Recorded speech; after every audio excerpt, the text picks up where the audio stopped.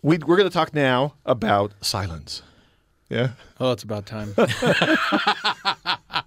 You're trying to shut me up. I think John Cage is the only way we could get him to be silent. Yeah, just this last month or so, we had the centennial year of John Cage, and that means silence, and that famed piece called 4 minutes, 33 seconds, or just 4:33 among those who really are in the know. Yes, of course. Here is a piece by Michael Wyatt, one of the producers on our staff of students, and it's going to be very engaging, and because it's radio, there will be no silence in this piece, I hope.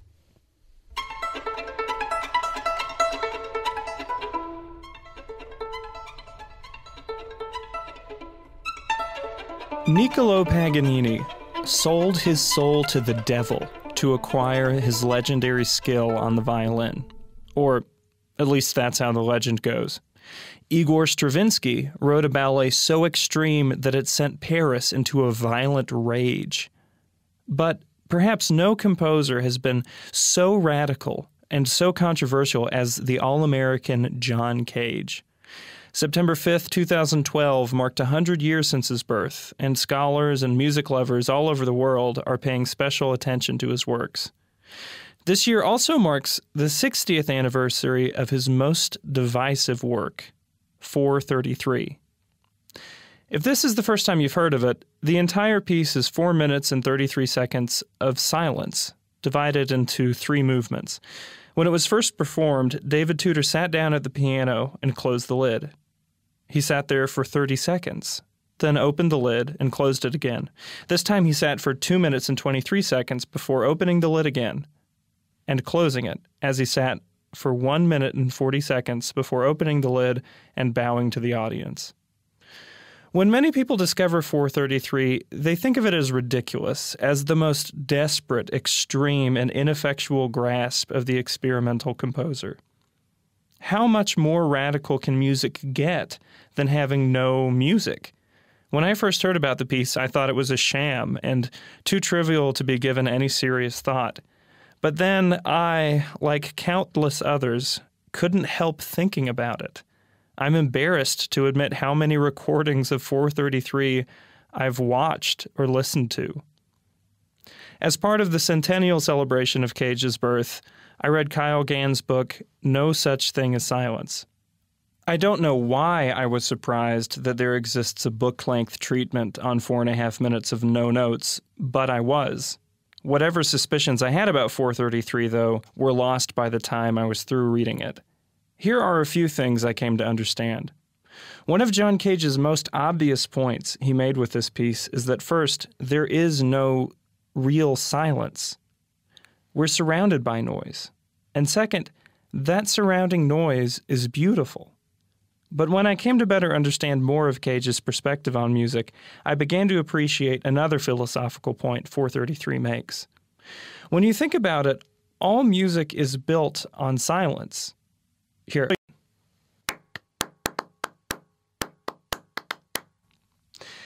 Now, the only way you can get a sense of the beat I was clapping is by listening to the silent spaces of time between the claps. Silence is what shapes that music. So from this perspective, 4:33 takes music down to its foundation. Silence is the basis of all music.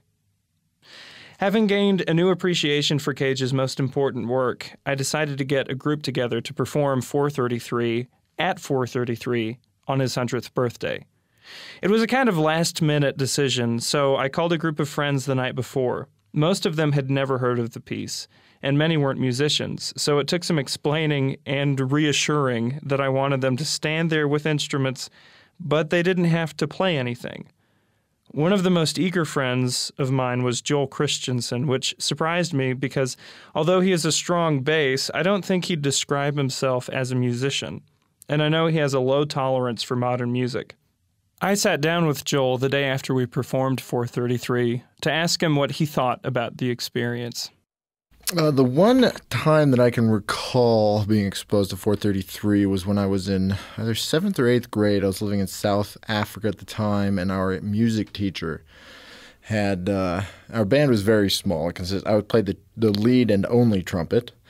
I think there was a cellist and a clarinet player with maybe one or two others. And our teacher put this CD into the CD player and pressed play, and we proceeded to sit there for, I don't think it was the full 4 minutes and 33 seconds. Our teacher wisely anticipated that 13-year-olds are not known for their attention span. Well, and I don't know. Yesterday was the first time I ever performed it, and it felt a lot longer than 4.5 minutes. Well, I mean, I can only imagine what I'm not sure, was John Cage the one who initially performed it? No, it was actually David Tudor, his friend. Well, I mean, you know, you have all these people coming out, and they're expecting a piano piece, and he just goes out there and sits in front of an audience. I mean, we didn't have much of an audience the other day, but he must have taken some serious fortitude, shall we say. Sorry, but I interrupted you. So your music teacher put in the CD and you listened to part of it. Well, actually, it turns out later that all she'd done is just put in a random CD and turn the volume all the way down. But the great thing about 4 minutes and 33 seconds is that achieves essentially the same effect as if you were to play it. Other than that one time, and it obviously left an impression because I still remember it these 10 years later on. I can't recall much of actual personal contact with the piece, unless my dad's general disdain for modern classical composing counts. Have you heard any of Cage's other stuff? Not to my knowledge. Okay. Not. Now, when you were performing it, were you paying attention to the sounds around you? Like, what was going through your mind as that was happening? I was really thinking that I wish I could play the guitar. And oh, yeah, because you had a guitar. I was holding, yeah. But could not play. Well, even if you could, it was in a weird tuning. I think it was in a D minor tuning, but neither here nor there, as the situation proved. I remember thinking that. I remember wondering what other people were guessing. There were people, in the Wilk who were walking behind you as the conductor, and they would turn. Some of them would just kind of glance at us and probably didn't assume we were about to play something or had just finished something. But those who were either waiting for someone kind of saw us for a few moments, I think began to wonder why there was this group of still life musicians who were posed with various instruments at the piano and with guitar and violin. And so I kind of entertained myself by thinking of various possible explanations for that. What were some of the possible explanations you came up with? Well, there was no obvious conducting going on. So because, there really isn't much to conduct. So I was wondering, maybe some people would think that this was we were waiting for the conductor. Maybe the conductor had been struck down by some ailment and was unable to come.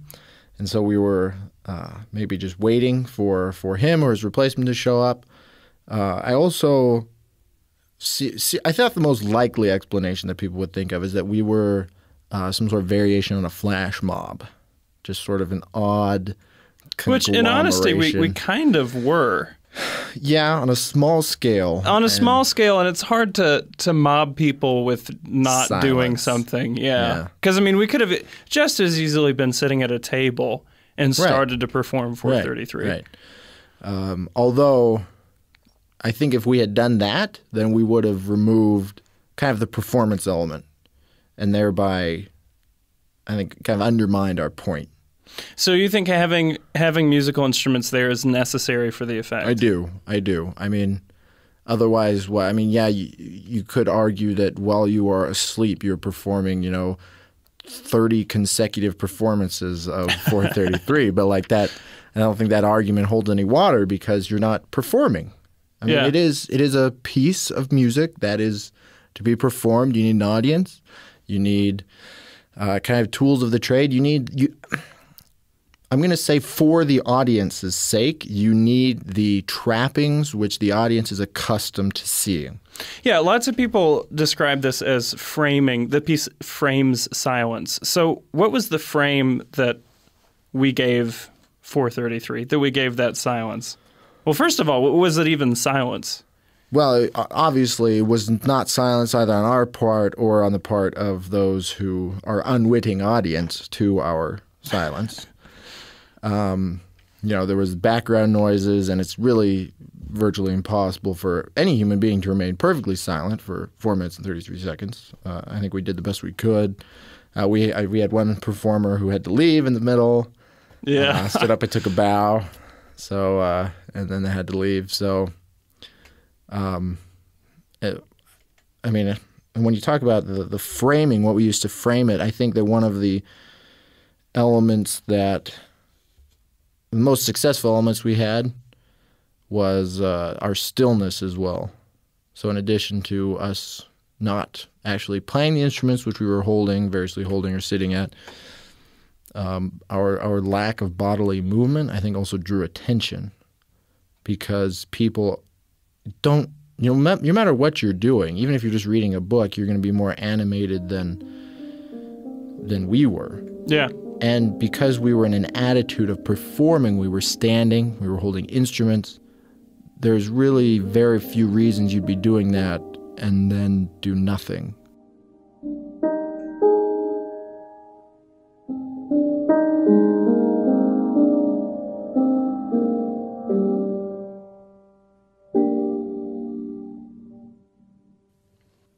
What you're hearing now is one of the hundreds of non-silent pieces by Cage. This one is one of my favorites called Dream. After my impromptu performance of 433 on BYU's campus, I had the pleasure of attending a salon-style concert of Cage's music in the home of composer Christian Asplund. He performed this piece you're hearing right now, and then a little later on in the program, musicologist Jeremy Grimshaw performed 433 on the Balinese gamelan. Now, you may think I'm crazy, but I really do think he did a better job of playing the piece than I did. If there are no notes, you might ask, how can one performance be better than another? Well, like Joel and I said, it comes down to the framing. Grimshaw dressed in traditional costume before sitting down at the gamelan, and his ambient noise was superior to a crowded student center. There were crickets chirping in waves in the backgrounds, and we were even treated to a cell phone ring. But perhaps the most amazing thing about 433 is that after 60 years, it still seems radical. It's still controversial, and it still leaves the audience baffled. And it's especially amazing when we compare it to the popular music of the same era. By way of illustration, the number one song during August of 1952, the time of the premiere of John Cage's 433, was Joe Stafford singing "You Belong to Me."